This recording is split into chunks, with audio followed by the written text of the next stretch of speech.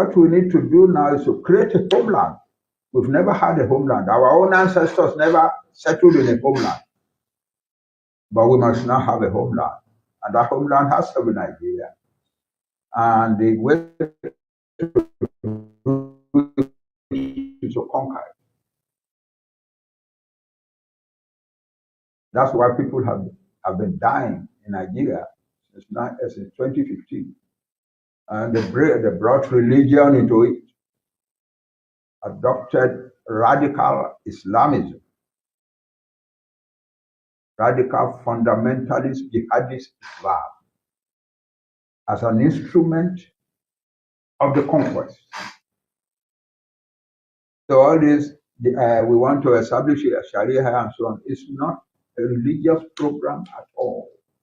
It's a political program meant to quieten the people down, find our way into their minds, and take over their land.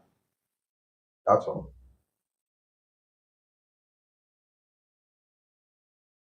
Under Buhari, the government did not only ignore the killings, the government actually became a partner with the Fulani in the killing, became an active contributor to the killing. The whole world knew that. An important Middle Belt general said that the Nigerian army is not defending the people being attacked. They are giving protection and cover to the people who are attacking them.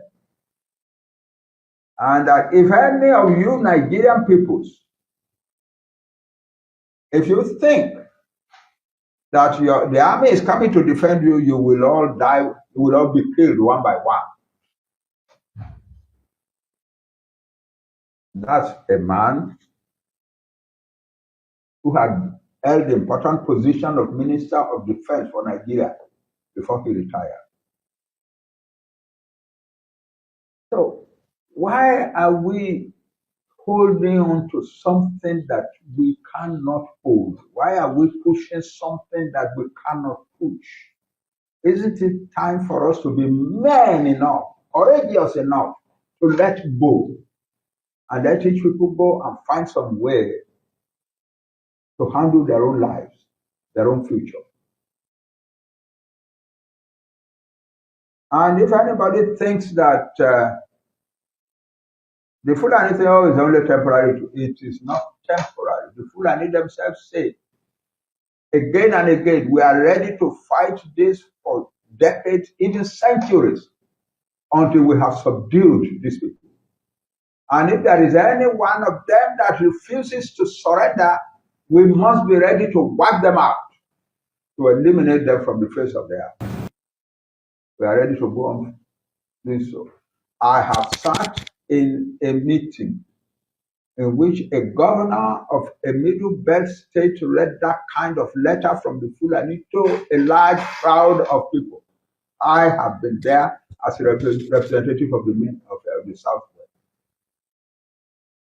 What happened is that in the Benue state, the Fulani had written a letter threatening in December 2017 or so, or 2018, that they were coming to wreak terrible vengeance on the people of the state, because the government had made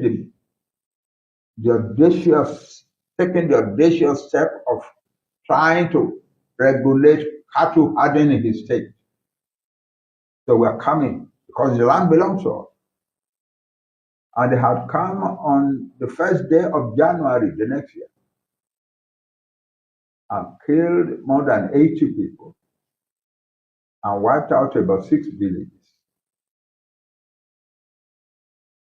It was so horrifying at the time that the leading organizations, elders organizations in the South and Middle Belt decided to go, the South decided to send condolence to the people of Benue State. 4 of us were chosen from the Yorubas, Southwest, If Adebanjo, myself, and two younger people, Yinka Odumakin, and I think the fourth one is former Governor Mimiko. And we went to this, we joined the others in Abuja, and we flew together to Benue State. The governor of Benue State had invited all the elite of Benue State to receive us.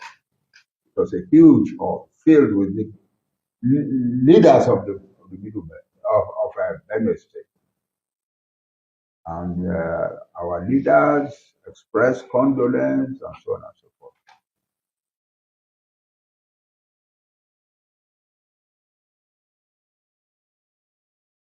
Then the governor stood up, thanked us, said, these people wrote a letter to us in November that they were coming to kill us. They came on January 1.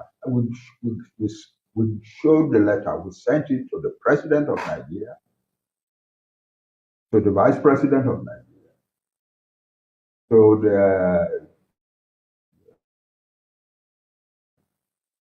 the chief of the Nigeria police. Nobody did anything, and the Fulani came and really did what they said they would do, kill us. Now you have come from various parts of the south and also some part of the middle belt to condole us. Thank you for your condolences. But there is another letter that the same people have written to us between that January 1 and today. And I will read that letter for you.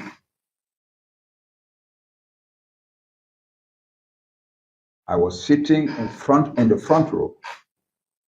So the governor was just about 6 feet from me, in front of me. I had the letter clear. We all had it. We read it very clearly. The whole large crowd had it clearly. What was the content of the letter? The letter said, Mr. Governor, we see that you are carrying out mass burial and conducting national mourning. But what has happened to you is a little bit of, just a tip of the iceberg of what is coming to happen to you. What we are bringing to you is a lot bigger than what you are now lamenting. And what is your offense before us? Your offense is that the ethnic groups that live in your state, the chiefs, whatever, think that the land on which they live is theirs because they have lived on it for thousands of years. We Fulani are now telling them it is not theirs. It belongs to us Fulani. Allah has given it to us. And we have a reason to take it. And we are not talking of the ethnic groups in Benue State alone. We are talking of ethnic groups in all parts of Nigeria. Yoruba in the southwest, Igbo in the south, so and so.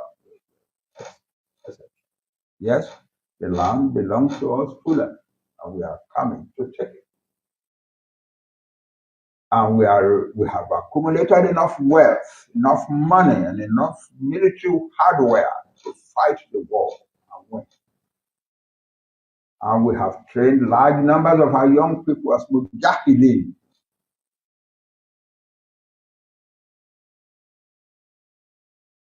And if you think your federal government can defend you, you are deceiving yourself. We are coming, and we will take your homeland from you. That's what we are dealing with. What country in the world lives the way Nigeria lives? That a section of the country says we are going to wipe all the rest of you out, and they are trying to do so. And the rulers of Nigeria, the politicians of Nigeria are saying we go on nevertheless. We go on with this nevertheless. We don't have a statistics of how many people were killed under Buhari because the Buhari government was not interested. But some young Yoruba boys got together and put together some statistics of the Fulani killings in Yoruba land in 2015 to 2023. They said that they had calculated that 29,000 Yoruba people were killed in those 80 years. Then Buhari left and another president took his place. This time a Yoruba man, a southerner, a Yoruba man. President Bola Tinubu's presidency is not helping, it's not complicit in the killings. But it's not doing anything because it cannot do anything about the killing, to stop the killing. He doesn't even mention it. He doesn't mention it.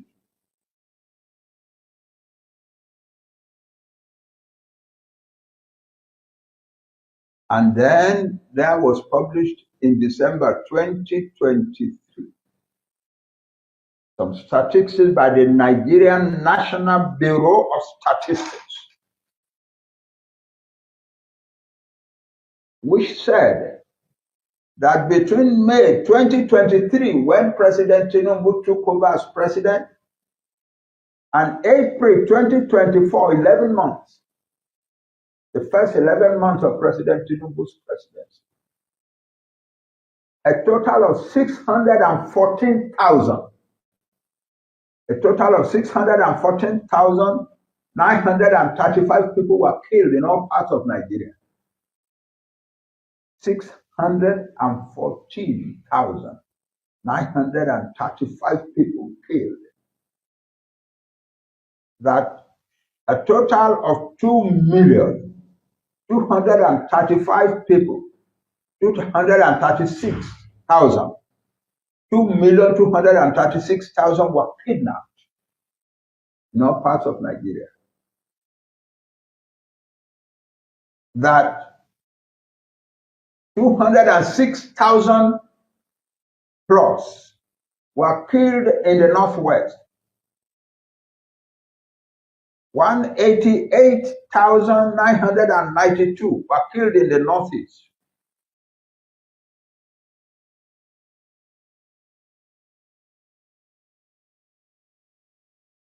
That 15,000, over nearly 16,000 were killed in the Southwest. That of the money that various Nigerian families and friends and so on paid as ransom for the people kidnapped, the Bureau of Statistics had calculated that 2.2 trillion naira was so paid. Why are we deceiving ourselves? Why are we trying to keep this kind of country together? Our politicians are now talking of 2027 election. Is that what is in this circumstance? Our president is a very knowledgeable person, yes, and he's talking, oh, don't worry, things will get better. We'll put the economy together. How can you put the economy together when this is happening? What magic is anybody going to perform that will put the economy of a country together in which these kinds of things are happening? It's not possible. The producers of wealth have been driven from the land, the farmers. In the south, the middle belt, and the north.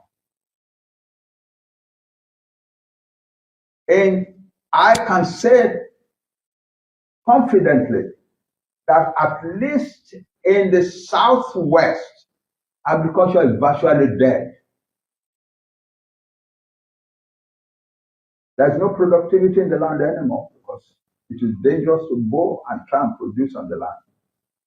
People are still being killed. More and more people are being killed today than when Tinubu came to power.